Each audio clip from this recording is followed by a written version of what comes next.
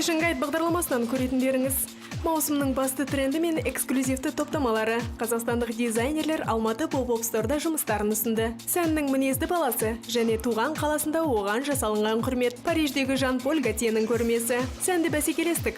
Қытайдың жергілікті компаниялары әлемдік брендтердің табынушылары арасында әйгілі болуда. Және Луи Виттон мен Джайпурдан фэшн фильм.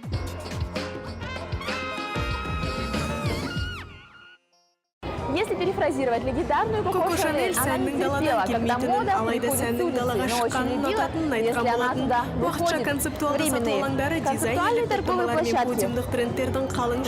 Тому как занятые коллекции и подиумные тренды становятся доступны широкой публике.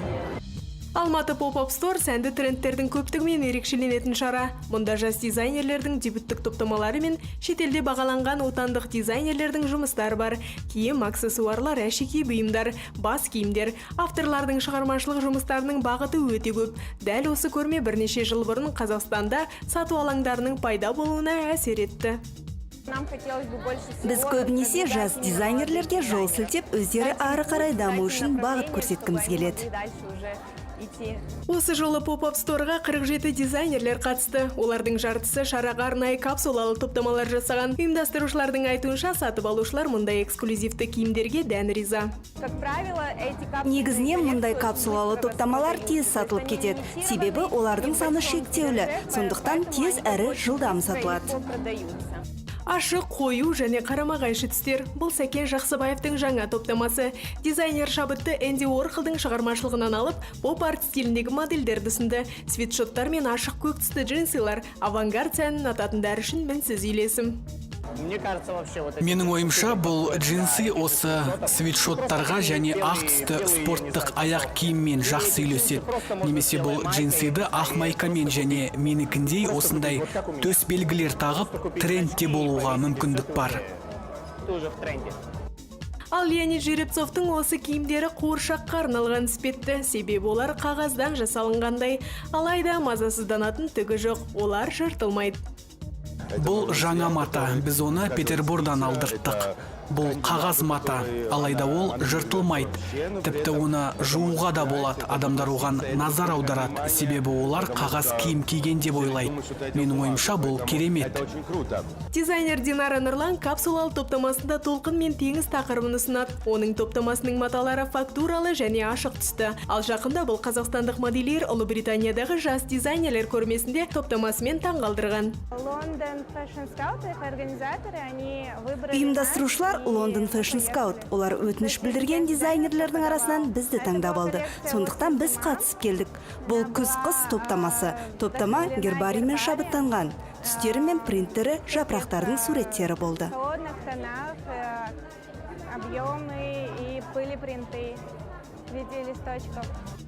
Алматы Pop-up Store'ды еліміздің маңызды сәнді шараларының бірі деуге болады. Дизайнерлердің шараға арнап топтама жасағаны үшін ғана емес, сатып алушылар мен келушілердің көптігі сонша, оны Қазақстан сән апталығымен салыстыруға болады.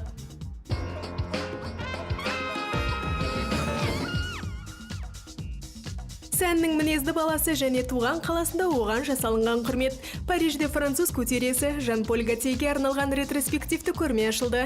Бір алаңда метр 1976 жылдан 2015 жылдар аралығында жасаған 175 образдан жинақталған 336 үлгі сұнылған.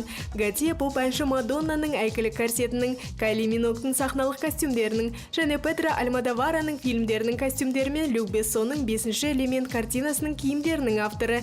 Экспозицияның көлемділігіне қарамастан авангардты жаны сүйетін дизайнер көрме оның шығармашылығының ретроспективасы емес екенін айтуда.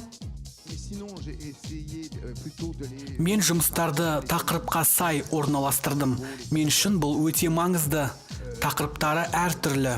Мысалы, андрогенділік, батыл әйел, корсеттер, түрлі этникалық элементтер. Дегенмен үлгілер бір-бірімен байланысты және бір-біріне жақын орналасқан. Көрмеде Готьенің шабыт көзіне айналған балалық шағындағы жеке заттар да ұсынылған. Көтере осы мамандықты таңдауға әжесі әсер еткенін айтуда. J'ai eu la chance que ma grand-mère, elle, était différente par le fait qu'elle avait des plumes noires. Менің әжем өзгешет, ол қара түсті қауырсындар, ерекше корсеттер киіп, сұлулық кеңестерін беретін. Менің жасым 9-10-да болатын. Осының куәгері болып, оларды суретке салатынмын. Әжемнің оларға міндетті түрде өздеріне қарап, күтіну керектігін айтып жатқанын естейтінмін. Сондықтан мен есейе келе киіп жүрген киіміміздің маңыздылығын түсіндім. Faire un petit changement. Donc peu à peu, sans m'en rendre compte, j'ai perçu que l'importance du vêtement. Дизайнердің бишілермен, режиссерлермен, модельдермен және әлемдік сахнаның жұлдыздарымен бірлескен жұмыстары мен мұрағат құжаттары да көрмеде сұнылған. Оның шығармашылығының алғашқы көрмесі 2011 жылы Монреалда өткен болатын. Содан кейін олар әртүрлі қалаларда, Далласта, Мадридте, Роттердамда, Мельбурнде ашылып жатты. Гранд Паластағы шоу арнайы Париж үшін жасалынған 10-шы көрме. Париж осы керемет турдың 10-шысы. Париждегі көрмеде Гатье өзін үйде екенін сезінетіндей етіп жасау маңызды болды. Бұл мінезді баланың Парижге оралуы сияқты. Жан-Поль Гатье сәннің кемеңгері, өзінің көзқарасы бар тігін өнерінің шебері. Оның сән үйі жұмысын 80-ші жылдары бастады, алайда былтыр кутюрье киім мен аксессуар шығарудан бас тартты. Maintenant, ça a changé, il y a des énormes groupes et tout, c'est le pouvoir du pouvoir. Сән әлемі өзгерді. Қазір маркетинг, басқару принциптері бар. Ал мен оған бағынуға дайын емеспін. Негізі менің жұмысым сәтті жүрді. Не жасасам да еркін болды. Шектеуді де өзім қоятынмын. Maintenant, si vous voulez, s'il faut passer par des filtres, Жан-Поль Гатьенің көрмесінде әлеуметтік астар байқалады дейді ұйымдастырушылар. Маэстро нәсілдердің бірлігін мәлімдейді. Ол манекендердің түстерінде де байқалады.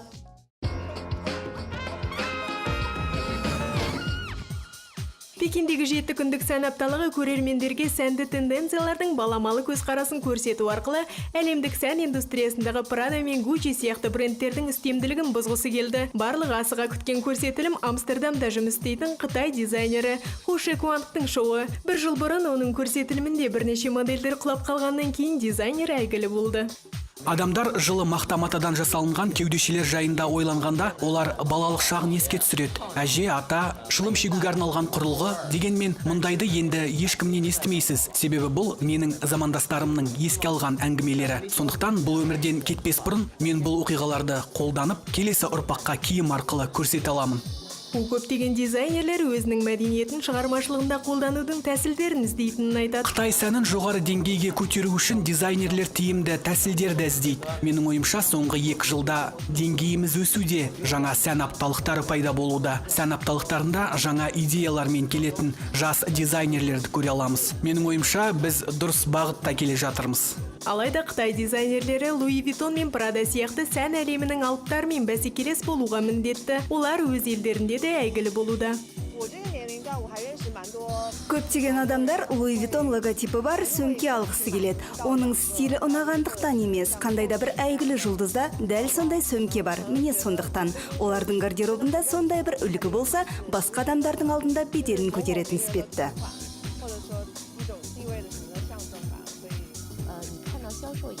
Қытай нарығындағы сатылымдарға назар аударсаңыздар, мұның алдында әйгілі маркалардың логотипі мен тауарлардың көп болғанын байқайсыздар. Енді олар төмендеп бірінші орынға киім дизайны мен сәнді бағыттар шығуда. Қазір дәл осындай образдар әйгілі маркалардың логотипі бар киімдерді ығыстыруда. Күншығыс елінің сән индустриясының мамандары тек жергілікті өндірушілердің тауарлардың көшірмесін жасауынан ғана қорқатынын айтуда.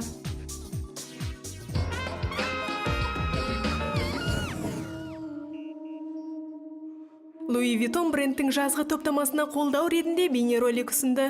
Ол үшін брендтің ерлер желісінің креативті директоры Ким Джонстың басқаруымен түсірілім тобы Үндістанның Джайпур қаласына аттанды. Түсірілім үй шатырларының үстінде өткізілді. Ол жерден қала керемет көрінеді. Үнді әуені компанияның атмосферасына жағымды әсер сыйлады. Луи Виттонның жазғы ерлер гардеробын классикалық костюмдер, ала жейделер, ал қызыл және ашық сарғыш түсті бомберлер құрайды.